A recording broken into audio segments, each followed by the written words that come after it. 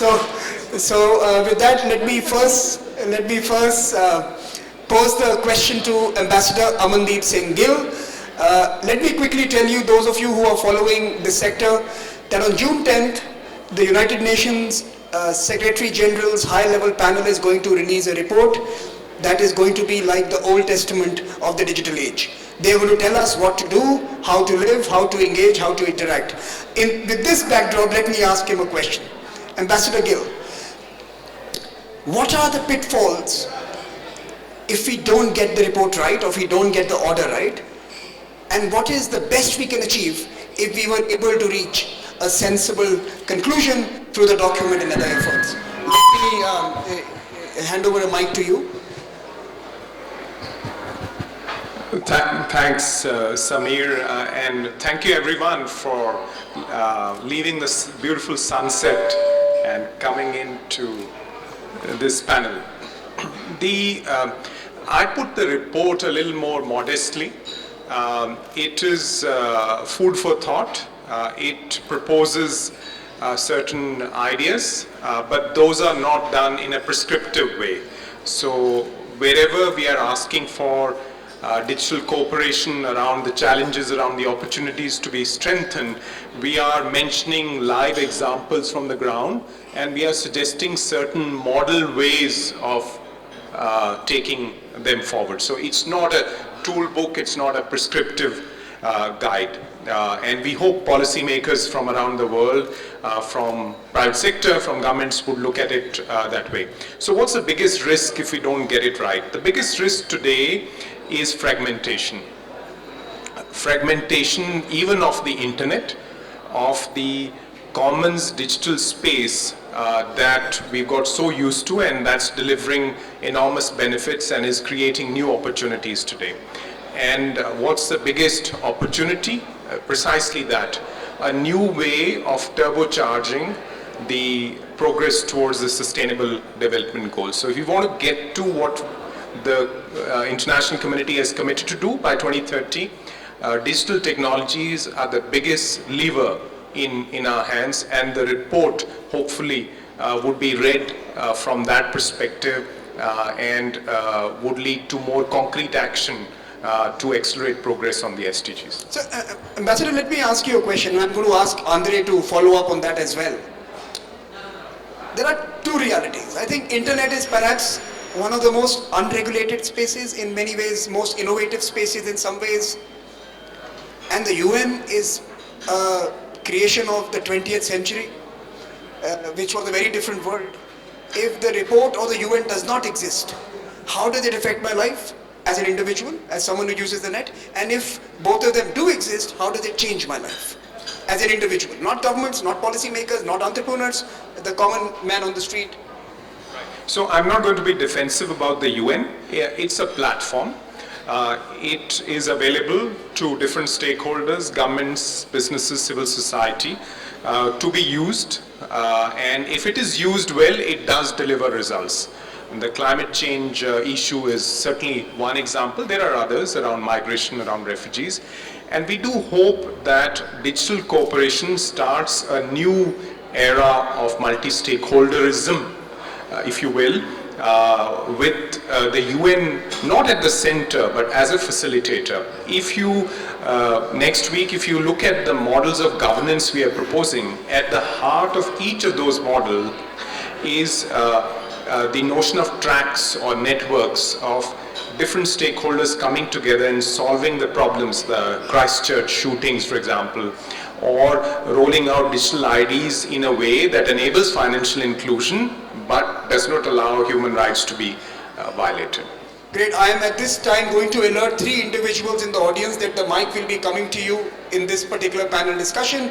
Chitra Subramaniam from Geneva, John Mallory from MIT, and Arvind Gupta from India. So I'm going to come to you later. I'm just alerting you. Please have your interventions ready. You don't know what you're going to be asked to intervene on, but be ready.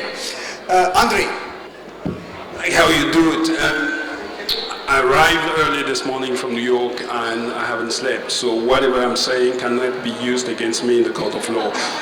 I just have to start with that disclaimer. Well, You pose Samir, a very interesting question. The UN born in 1945 in San Francisco, the internet born just yesterday and becoming a major aspect of our lives, how the UN catches up to that and regulates it. Well, one good news, the UN always catches up at some point. Remember, Second World War, millions of Jews and others are massacred. The trials that took place in Nuremberg judged the leadership of the political and military apparatus of Nazi Germany, but doesn't judge them on genocide, because the crime of genocide doesn't exist at the point. Years later, the UN comes up with a convention. So most likely, we will see something of a setup, an international norm system around the use of the internet down the road. In general, practice comes first, and the laws, the international laws in particular, tend to follow. So no, I won't be defensive much like Ambassador said, but we'll get there eventually. So you have been a communications advisor as well at the United Nations. Has the UN changed the way it communicates and engages with people? Massively, massively. So before I joined the UN, only 10 short years ago, I used to be a journalist, and I happened to have covered, as a foreign correspondent based at the UN, this organization in 2002, mind you only. And back then, there was one moment where the UN every day would speak. It was the noon briefing by the Secretary General Spokesperson. That was the only way every 24 hours from Monday to Friday. Fast forward 5 years after that, everyone has a Twitter account, starting with the Secretary General. In fact, this Secretary General's appointment announcement was made on Twitter first. More importantly even, international relations and diplomacy from the UN, when you sit there, has changed dramatically with social media. In fact, we have now all major ambassadors, all major world leaders on Twitter, which has led to massive changes the way diplomacy is made. So yes, the impact has been huge. Even before the institution realized it, it was in there, playing with it already and using it as a tool. In fact, we can make the case right now that in big part, the UN does its work on social media publicly, most of the time. Maha, you have written a book, The Future World Order. Yes. Yeah, you're allowed to advertise it, yes. Do read it. But barring the last few pages when you start, you know, finding virtues with technology and in the digital age, it's a dark book. It is very bleak. I'm a global risk specialist, and effectively that means that you can keep the mic close. I identify threats to stability. That's what I've been doing for many years at NYU and in my consulting work. And if you reflect on the last 10 years, we've actually seen that major trends have been building. We've seen a challenge to the status quo in 4 key areas, and tech has actually made each of these areas worse. Number one, geopolitically, we know that this is no longer a US-led world order in the way that it was previously. And the reality is this started long before President Trump took office and became a nationalist. We also know that politically, there's a challenge to both dictatorship and democracy. It's not just about the Arab Spring countries. There's been a challenge to the political status quo by citizens armed with tech for the last couple of years. Think of the austerity protest in Europe, the backlash in Venezuela, the anti-corruption movements led by tech-armed citizens in South Korea and Brazil. There's definitely a shift happening. And again, it's been worsened by tech. Thirdly, we all know that globalization has its problems, but now there's a possible challenger with economic nationalism and populism.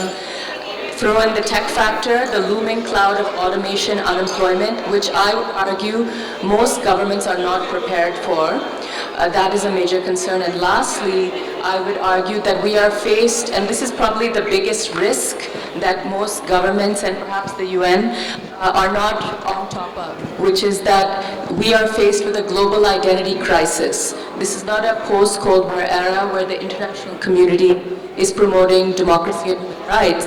What are our global values as we see the narrative of extremists and xenophobes is increasing and they are leveraging social media in obvious ways, and we've seen it recently with Sri Lanka and New Zealand. So we should be concerned about this sensitive global turning point that's being made worse by tech.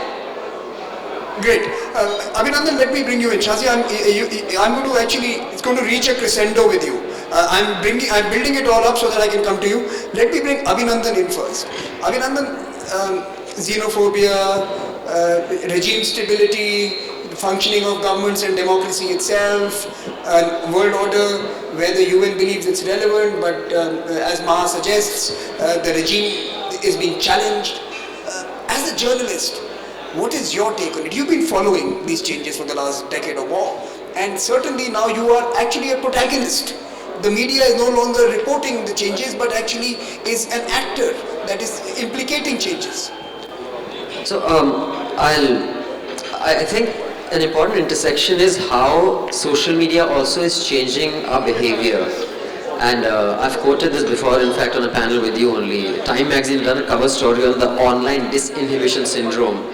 That things that we wouldn't say face to face to people, we tend to say on Twitter or on Facebook. And those things are usually not pretty. But before I dwell on that a little bit, I think a perfect example of how social media will change things, even though it tends to make things look worse, in a sense they are, is that in the early days of the car, when the automobile had just been invented, the thing that most drastically reduced accidents was not the brake or the gear, it was the speedometer. Because it made the invisible visible, that now you knew how fast you were going. Because earlier they didn't have speedometers, people were crashing all over the place. I think social media has made the invisible visible. It wasn't like the kind of vile views or bigotry that you see didn't exist. But it existed in pockets, but people wouldn't speak out. With the online disinhibition syndrome hitting us, we say stuff that we wouldn't say ordinarily. The danger, of course, is that with world leaders catering to nationalism, they tend to feed that beast sometimes a little bit. And that tends to make it seem that debates that were settled, that it's not okay to, kill people because they are of a gender, of a particular community. That was a settled debate. Now it's being reopened. But I think that's momentary, because now what's going to happen is, of course, it depends a lot on how world leaders, the maturity which they deal with this kind of crisis. But with the online disinhibition syndrome making the base show their truest, ugliest selves, the speed of correction, I think, will also be swifter. That is, if you believe in eventually better ideas prevail than worse ideas, which I personally do in the long run. But I think we are living through the time where we see it plummet to its worst before it is pulled back up. Let me ask you a real world, let me give you a real world example and tell me how is it going to be corrected. We had bullies in every classroom, right? We had some obnoxious guy in every classroom, and normally he was called out. He was called out by the teacher or by others. Samir, behave yourself. Behave yourself. Or stand up, go outside and raise your hands and stand. And we used to call them out. Now this bully is able to, on the internet, connect with a million other bullies in a million other classrooms. And he's no longer alone and no longer called out. So while things existed, I think the aggregation of deviants or deviants or the vile is not going to be responded to by better ideas prevailing, because better ideas always did prevail in a locality, not across this borderless, seamlessly. But I think we're also beginning to see how your online behavior affects your offline behavior. Or it has offline consequences, it has real world consequences. I mean, I've seen that in the circle that I move in. People who've been friends forever, they would not say certain things face to face, but now when they put those things out there, they are excluded from certain other social gatherings because that is not acceptable. Those things were never acceptable. So I think it will have real life consequences. It's just that right now we are still dealing with the digital, gay abandonment of saying whatever the shit we want. But the consequences will be there, they will be dealt with. And I think people will have to kind of either backtrack of their digital avatars. Great.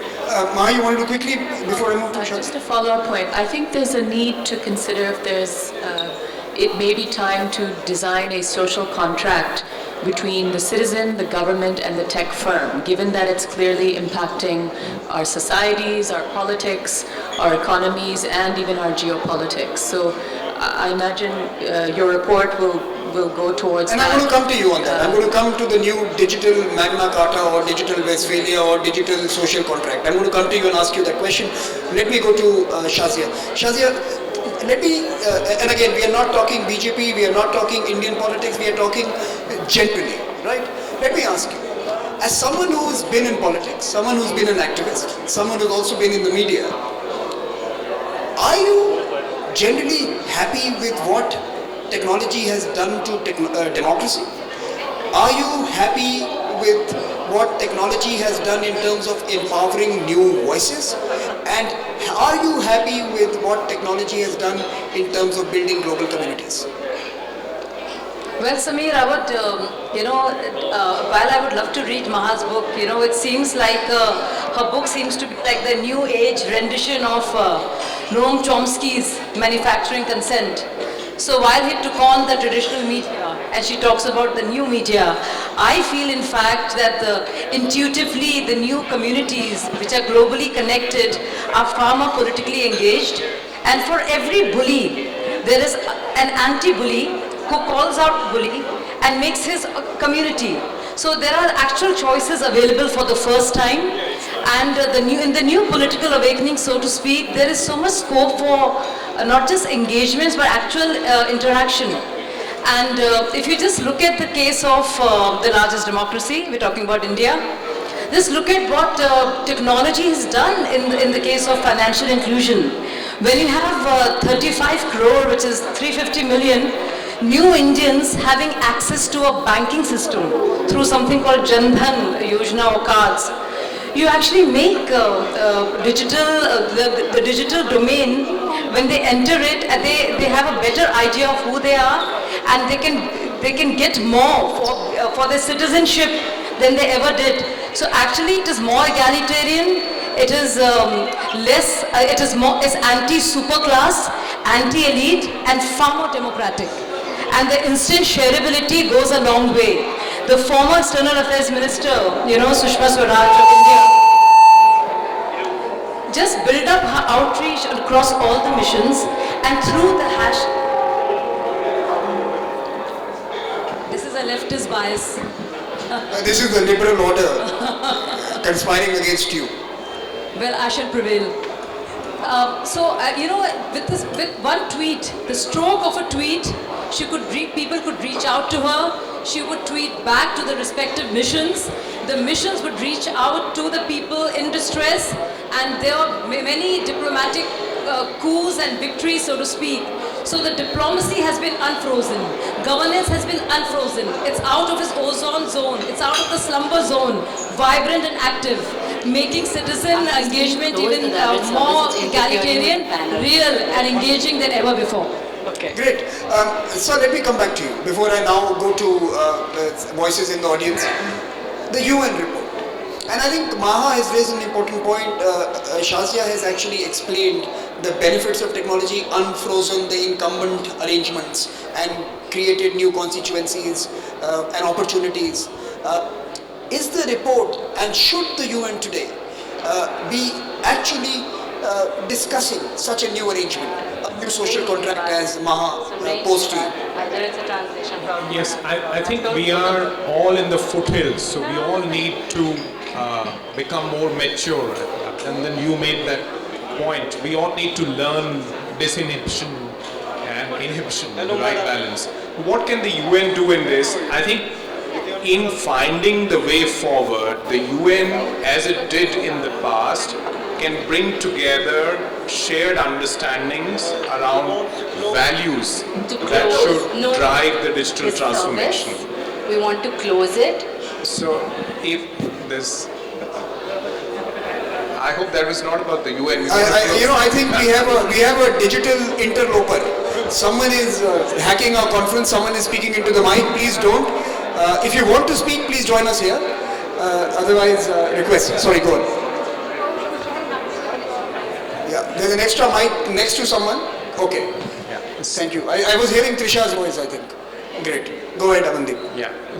So I think UN can help get together different stakeholders, values. Today, multilateralism, multi-stakeholder conversation, there are good reasons for that, but if we dig down to the deeper bedrock of shared human values, it becomes easier to construct cooperation. And if we do not start with set answers, we build up answers through practice, as you suggested, then there is sustainability in taking them forward in diverse settings. Shazia, you mentioned financial inclusion. In Africa, for example, the M-Pesa example, it's been hard to replicate in some other setting. So each context would have to be taken into account, so they cannot be set, cut and paste pieces. So practice would have to come into play. And in terms of the Magna Carta, the social compact, we are suggesting in the panel's report that by next year, which is the 75th anniversary of the UN, there should be a new global commitment to digital cooperation. And that should enshrine these shared human values that I spoke about, principles that should allow us to construct better governance mechanisms, and priorities. What are the action areas in which we should be focusing those cooperative solutions on? So no one mechanism, no grand treaty, but a series of mechanisms built on the basis of shared human values over iterations of practice. Yeah, Samir had pre-warned us, but this is something I wanted to ask, and probably the right time to ask this is, in such reports, and in the reports that it's coming out,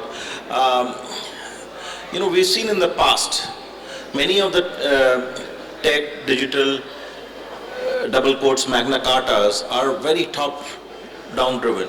Means they're driven by platforms, they're driven by a very Western form of thinking, whereas the bulk of the users and the citizenry, whether it's the 350 million new users who have come in the financial system from India or from Africa, how much role India, Africa play, or Asia, Africa play in such both discussions as well as outcomes? That's a critical issue going forward. So we underline that very clearly. This early harvest of this charter, this commitment in 2020, that has to be reached through a co-created process, which the Secretary General would be in charge of. So stakeholders from Africa, from India, the next billion netizens, we'll have to think of bringing them into this conversation. And this hasn't happened in the past, but there's been a very successful example that we have borrowed, we've looked at, and this is the world we want when the SDGs were put together through a consultative process. So using that as a model, but building a more comprehensive, more inclusive conversation involving all the new communities coming online. Great, so I'm here now. I'm going to give the mic to Chitra, who is a little disappointed with the conversation this evening, and she known as someone who doesn't hold back. Chitra. Yeah, I have never heard such gobbledygook as I have heard in the last half an hour. And I know what I'm talking about. I am a user of technology, I am a media person, I understand public health, and I think we are actually in the stone ages as far as technology, artificial intelligence and all that is concerned. I'm not sure contracts like the UN and all that are going to work. It's not about developing country or developed countries. What I would like to hear from anybody here is what is the way forward, because I don't think anybody here has an answer, and we shouldn't even dare, but let's try and make a little more constructive and not use things like paradigms and inclusion and all that. That is all done and dusted. So gentlemen and ladies, over to you. So who would like to, Maha, you wrote on the future world order and then you gave some prescriptions in your book towards the end.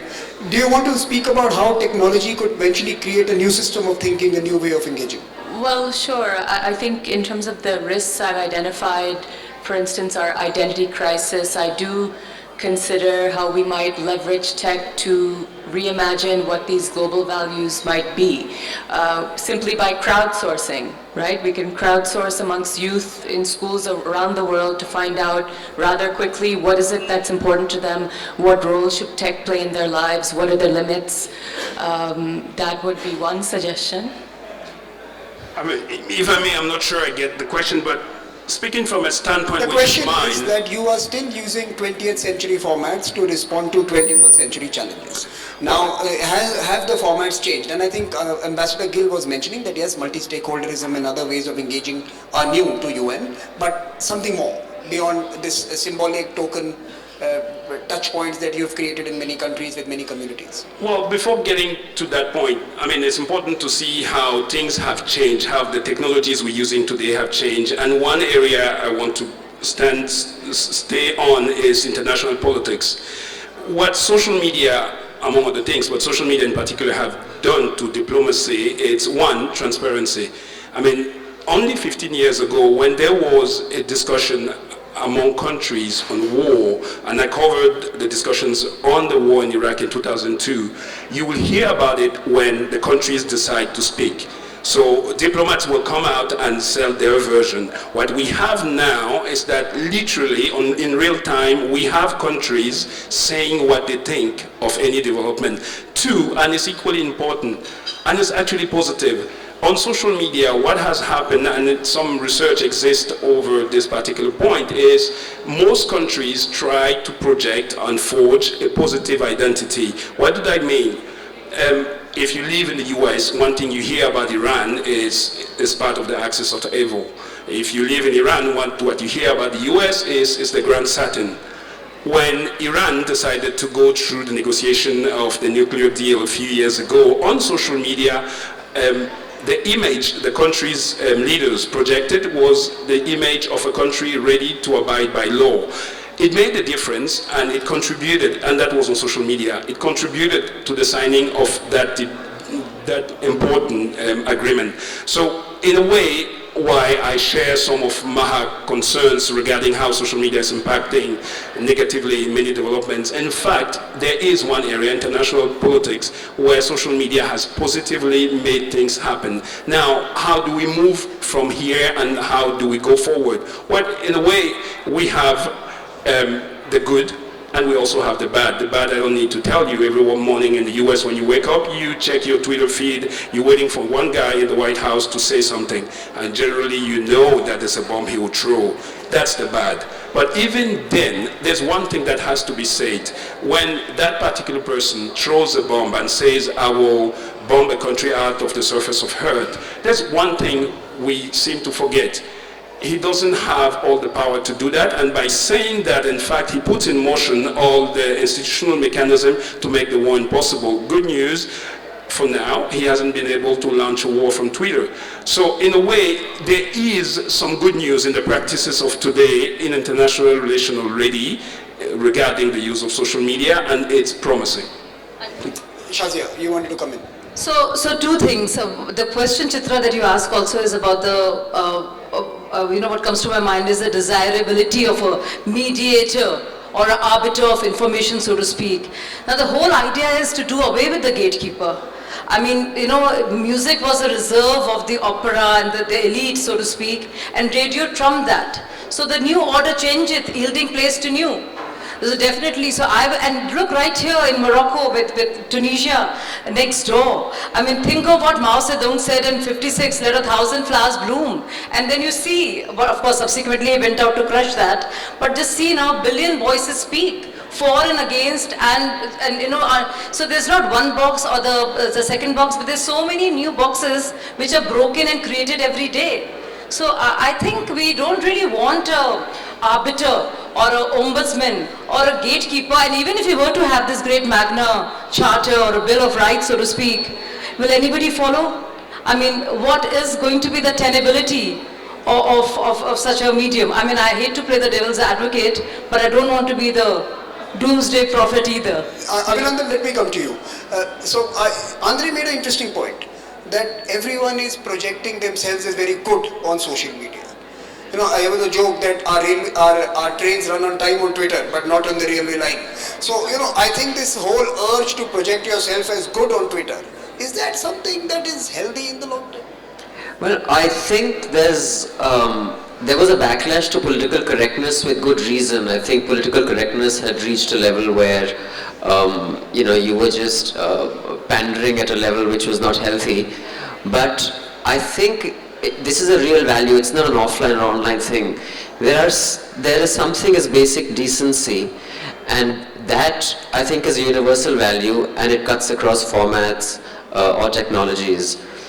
And that is being challenged with this new technological order. And like I said, I think it's a momentary trough before we climb the crest again. But I think one piece that we are forgetting here is the big tech companies, and I think someone did mention those. Like Shazia asked, will that charter even be effective? I think the amount of power the new digital order has given to some of these platforms is unprecedented. We haven't seen anything like this in the history of mankind, in my view. I mean, other than religions that had that, or the church that had that, I don't think anyone has had that kind of power. In fact, I was just reading a piece at the airport before I boarded the flight on, I think it was on Daily Beast, on should YouTube allow hate commentary online because commerce is being done on it, there are ads on it, and it gets a lot of views. Which brings us to the question, which again Shazia said, who decides in YouTube that this is hate or this is not hate? I think these are the biggest challenges, and we will be the beneficiaries or the sufferers of whatever comes out of it. But the major decision making is going to happen between, I think, 4 big tech companies and a couple of governments. And how they play this is important. And anything in the world these days, the market impacts outcomes. I mean, whether it's what the new revenue model for news is going to be, the content is going to be determined by what is the new commercial model. And with the CPI rates, going further and further down, there is a possibility that just getting more views or getting more eyeballs will be disincentivized purely for commercial reasons, not for good or bad reasons. And that in the long run, I think is a good thing. But if you've read the book called Media Lens on the first Iraq war, there were, the big companies, the Hindustan Levers, Procter Gamble's, I think they were up in arms. They were telling CNN, you're showing these bombs landing in Iran and the charred vehicles and houses. It's not good for selling toothpaste. That was the incident from 1991. The commercial interests controlled what we saw, what we consumed as far back as the first Iraq war, which was the first televised war in some sense. Let me... at the same time, Samir, Breitbart lost about 8 advertisers as this Tucker Carlson's show. I think he was taken off air because of some anti-Semitic rants that they went on. So overnight, and I think that is a culture of a country. For example, in India, I don't think advertisers care about the quality of content or the messaging. Like I have seen, and I don't want this to get political, but I've seen on a wall called the Samsung wall, fake news playing, fake videos playing, and they're saying we are showing this on the Samsung wall. In India, it's not there, but I think the reverse is also happening. Advertisers are withdrawing, at least in the US, because of the quality of content. I want to come to Ambassador Gill and Maha, and I want to pose the same question to both of you. What is the way to moderate, if not regulate, the huge consequences of having the concentration of power in big companies? Is that something the panel engaged in? And Maha, in your future world order, is it the United Republic of Facebook that we are contending with, or is there a way to manage that? So we've looked at this question of concentration of market power and the failure of traditional competition policy approaches to make a dent in that, to flatten the competition space so that SME startups can also participate in the digital transformation. And the answer we are suggesting, and this is based on experience from different domains, from Rwanda and Ghana, from India, the new digital sky policy, from the UK, is that different regulators would have to sit together now. The competition policy commissioners can't sit separately from consumer protection authorities and others. They'll have to sit together and they'll have to work with the private sector. So I don't think demonizing the private sector tech will help. So the new regulation that's required, you'll have to bring in the private sector right at the outset and co-construct solutions and then test them out, sandboxes, advanced rulings, and then go from there. The point I want to make, I mean, going back to Chitra's, I think she tried to light a fire, and let's pursue that a little bit. I think it'll be a mistake to look at tech as the source of solutions.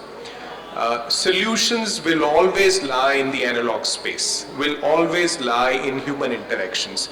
There is nothing that has yet been invented that can replace a bunch of people sitting around a table, eating together, talking together.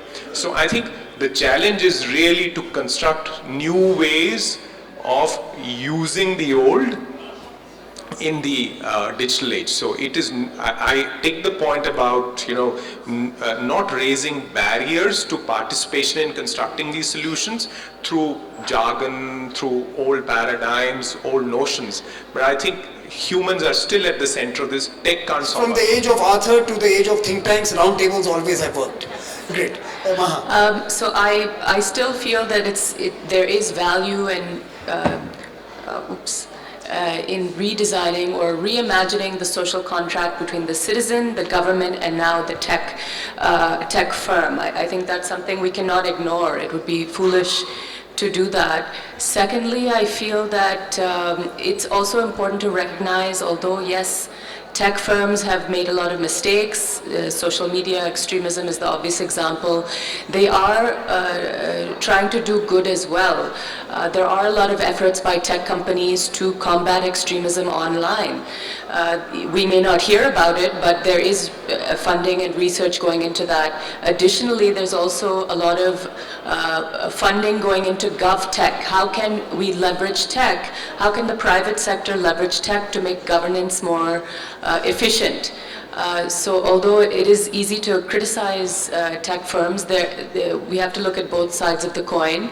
Lastly, I'll say one of the observations I've made in the last few years, and I'm sure you may be aware of this as well, there is a new type of influencer beyond just the tech company.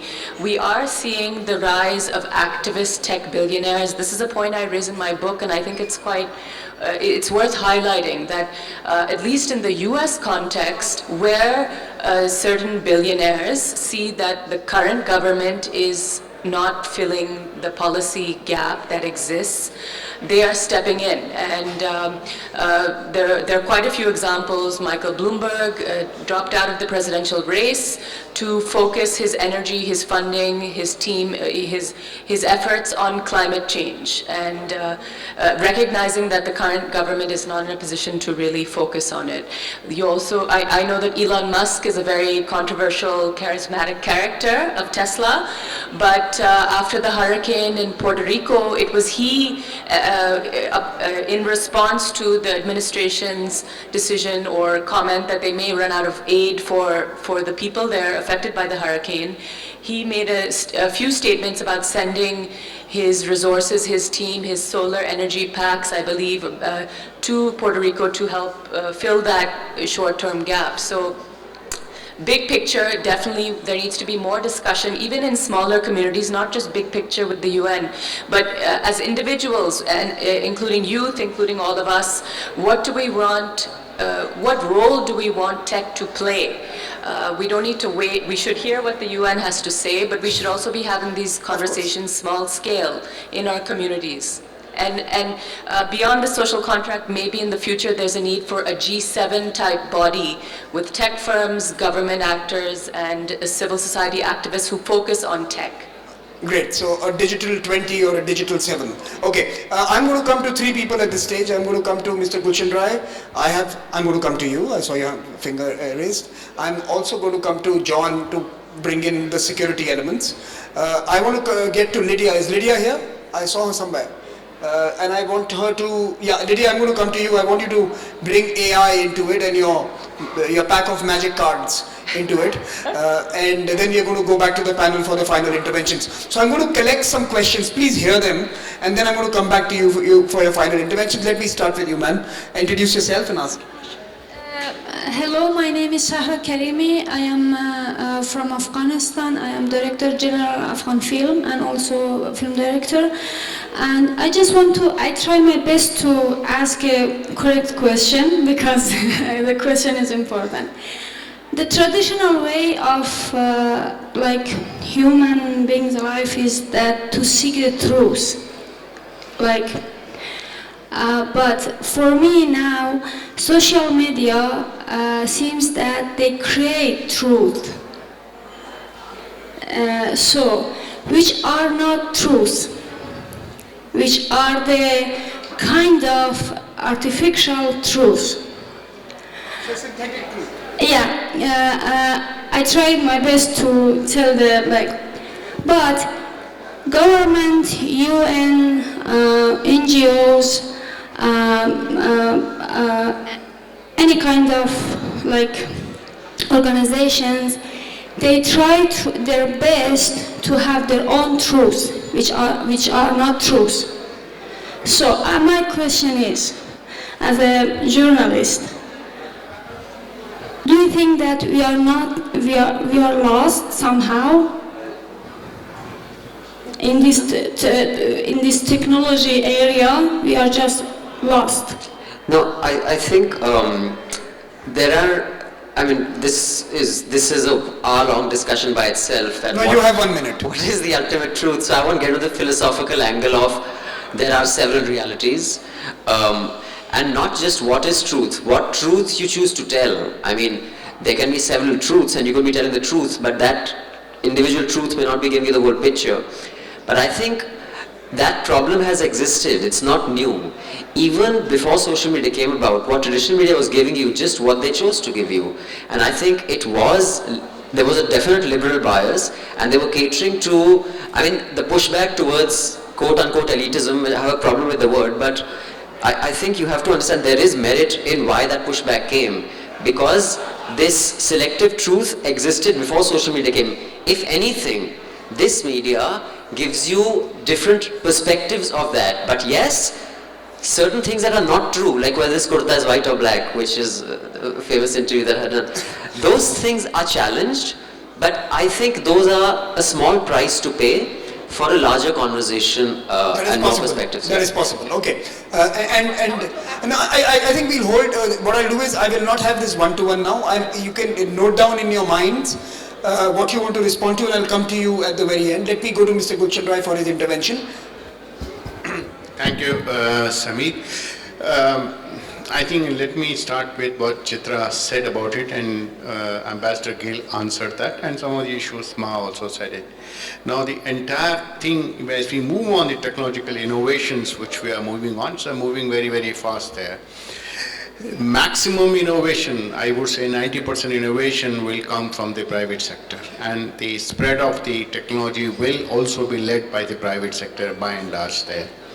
Is it not that we need to we need to rope in the private sector, and they should also feel irresponsible at par with the government? I mean, today government has no control there. Look at the recent trade conflict between America and China there. China has come forward to say Huawei is not a Chinese company. They say it's a private company there. So everything going to privatization. Will it not be worthwhile that, Ambassador Gill, if your report, I know it is a very difficult topic there, but at least to start with, to say the private sector, because they have to implement, they have certain responsibility, and we must start thinking, putting responsibility on that. And the lead point is that if you look at now you go and buy any drug there, along with that there is a pamphlet there. You produce similarly, and they tell you what are the risk factor, what are the adverse reaction, in what circumstances it will function there. Will it not be worthwhile? You said the regulator should sit down and do that. Will it not be worthwhile? Today the tech products are produced without any kind of a responsibility.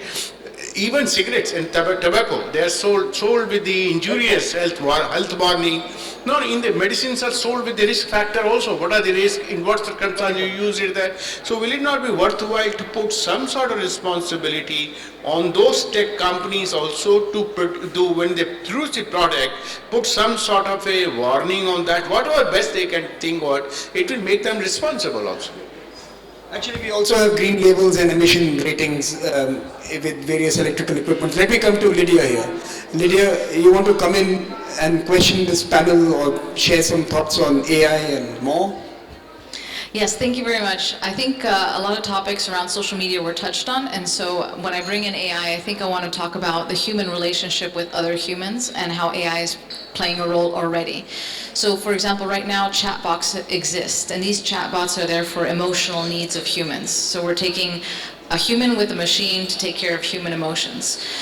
This exists for grief. If you've lost someone, you can talk to a chatbot instead of a human. If you broke up with your boyfriend or girlfriend, there's one for that too.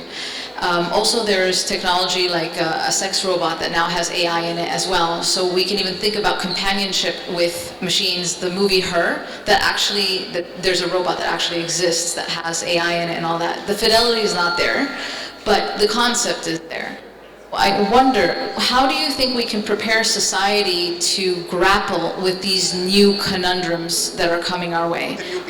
The new being. And also one thing that I don't think is going to happen in isolation is VR and AR, so augmented reality and virtual reality.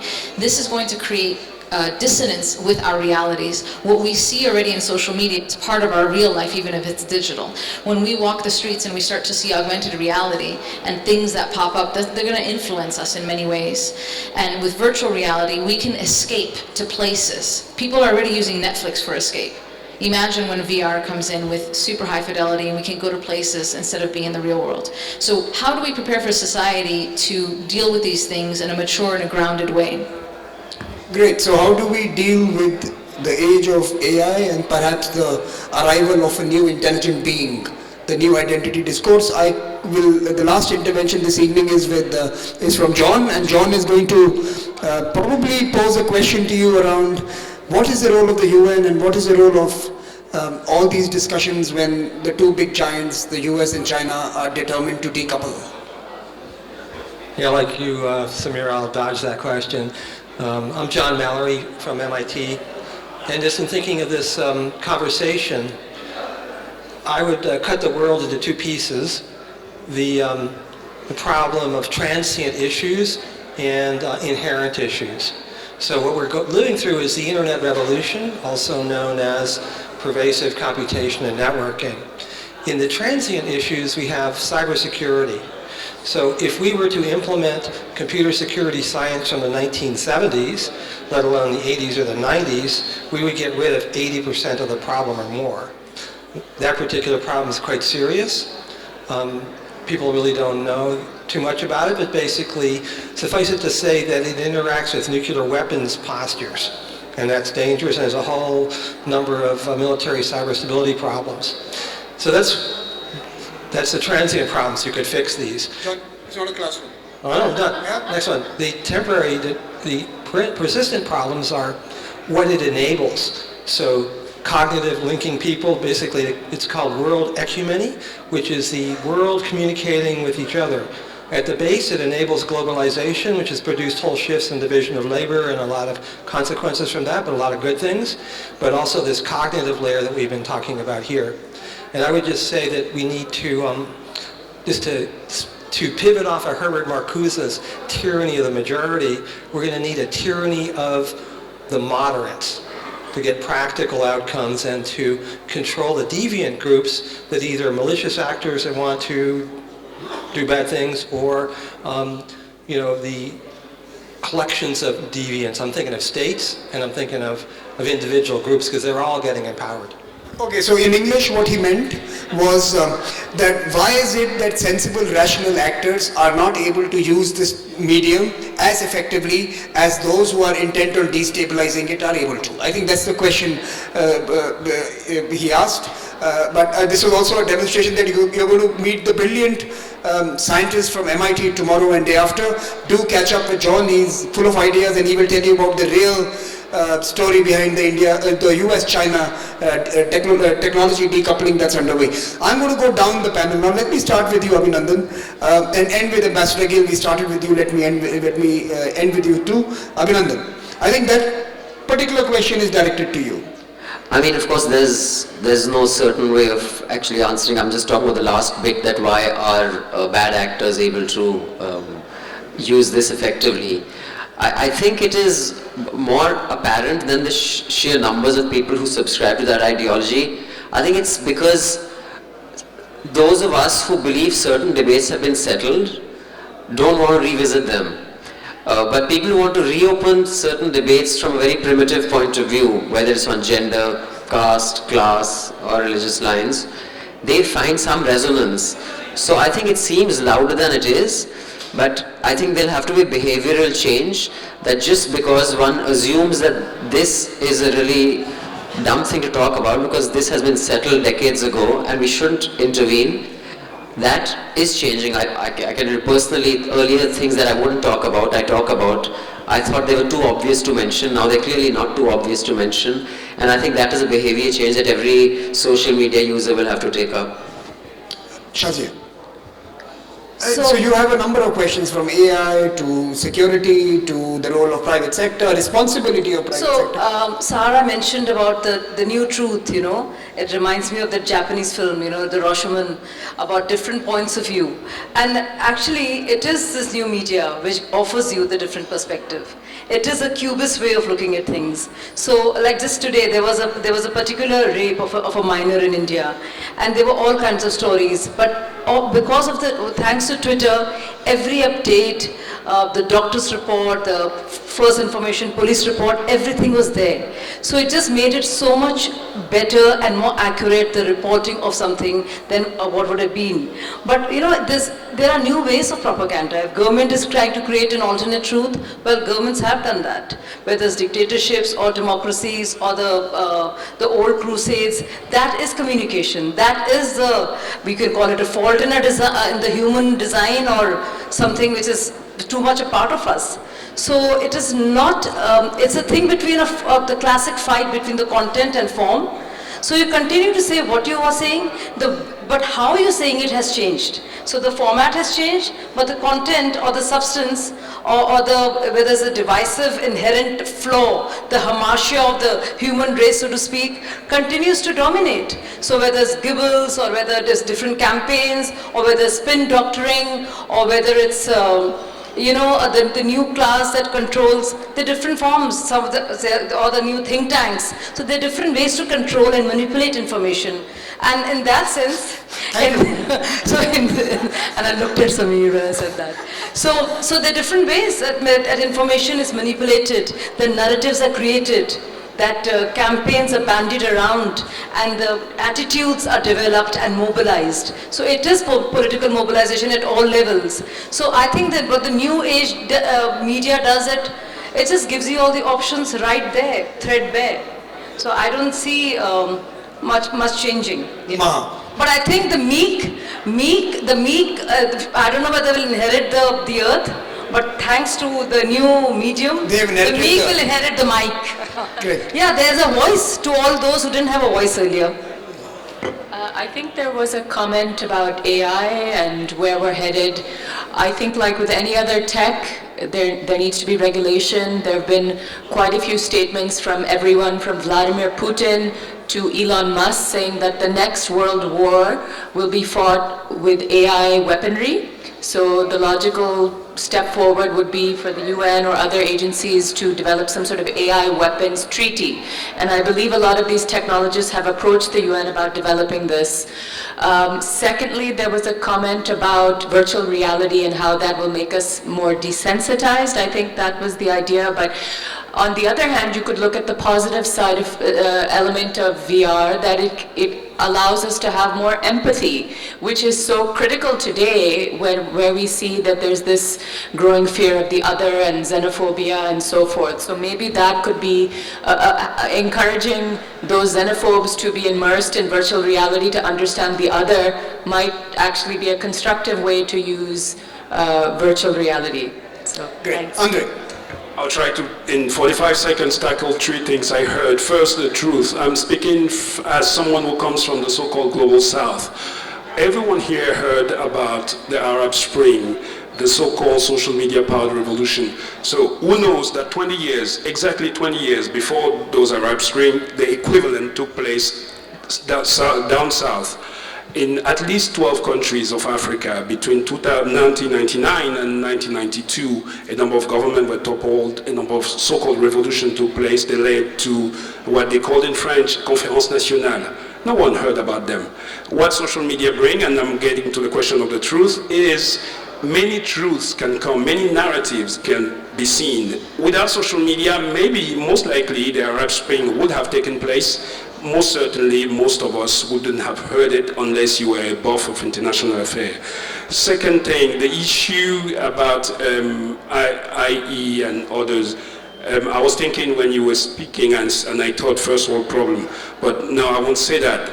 Most importantly, the point I think needs to be made again and again. There is a need for rules at the national level, at the international level, in a world where new technologies, social media has taken such an important place. Luckily, there are initiatives, and I know that there will be a panel discussion about it.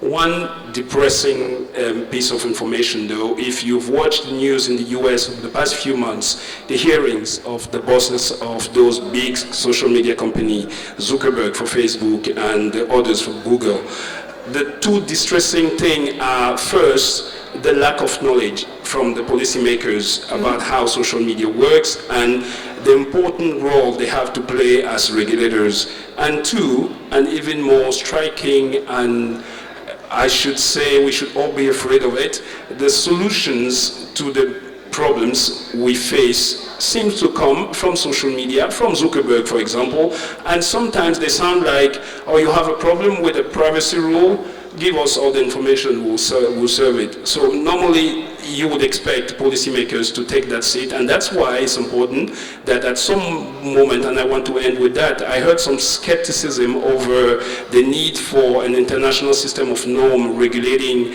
the use of technology. I think we need it. We need it because in so many other areas, human rights, for example, we've always had it. It didn't make the world better. In fact, more people are being killed today, but we have a system. When you have a system, it helps prosecute and fight against certain things. It won't be perfect, but we need it. Thank you. So the final word from this panel. So one word we haven't heard so far this evening is education. The problem of the synthetic truth. I think we'll have to build individual and social resilience. Skills of critical thinking would have to be reinforced. And in fact, this links with what Lydia said on AI. You don't want a world in which there are divides between, and you hear this in conferences, problem owners and problem solvers. So a kid in rural India, a kid in Ghana, who's learning mathematics in such a way that she can stack concepts up, is also learning data science. So that kid should be able to stand up to a kid from Beijing Royal School or one of the private schools in the Silicon Valley who've studied R or Python, say, I also know data. So we have to start building those critical skills, bringing science subjects into the humanities side and vice versa right now. I think that has to be done in a massive way. And this point about private sector responsibility. So it's a big yes to what you asked, and there are attempts underway. The Duty of Care initiative in the UK, you walk into a restaurant and if a mop is left lying on the floor and you break your leg, the restaurant is owner because there's a duty of care. So likewise, digital companies, social media companies in particular, need to have their responsibility sharpened, and there are initiatives, ideas around that. And in the AI space, there is a role for soft governance mechanisms. Wendell is here in the audience. He's been talking about it for a long time. So new certification schemes, new labeling schemes, and actually there is money to be made in this now. So there is now a business case for ethics in AI. It's not just doing good or doing the right thing, but this is also important if you want the trust of your customer, if you want the trust of regulators in the products that you are going to put out, and some parts of those products and services may not be fully visible. So you'll have to work harder on other aspects to make them acceptable to the wider public. So the private sector will play a role, but there will have to be new mechanisms, new ways to sharpen its responsibility. Great. I think we've had a fantastic teaser as such for the 2 days that lie ahead. Between the 5 of them, we were able to cover a vast landscape of questions. I don't think all of them were answered necessarily, but certainly many of them may be discussed with greater degree of intensity in the specific panels which will address each of these areas that they represent. Please join me in applauding them for their interventions this evening.